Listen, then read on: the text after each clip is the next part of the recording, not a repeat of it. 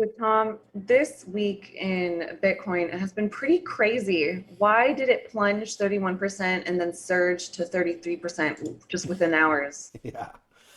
Well, okay. So one of the things to understand, obviously, about Bitcoin that's different than most of the other assets out there, is there isn't anything behind it. So when I look at Apple stock, it has some volatility, but nothing like that, right? I've never seen Apple drop 31% in an hour and then come back a big chunk of that. All these big bounces.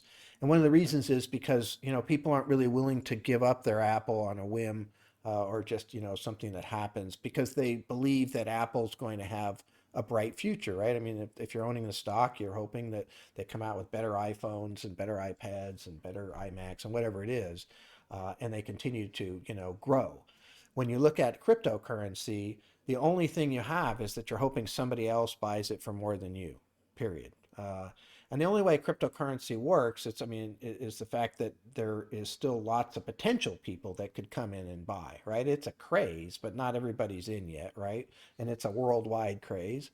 And so if I have Bitcoin, at a certain dollar amount, I'm just hoping somebody else comes in later and buys it. But once it starts to fall, right, I have nothing to look at. I can't say, well, I want to keep it because I think Apple's going to do okay. I look at Bitcoin and say, okay, I'm going to keep it. Well, why?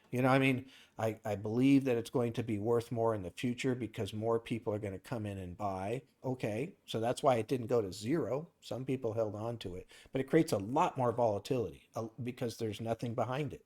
And then, people sweep in and start purchasing, and that's why it jumps back up. But it'll always be volatile, in my opinion, because it doesn't have that underpinning until it has something. The idea behind cryptocurrencies that's being touted is that it could be a world digital currency.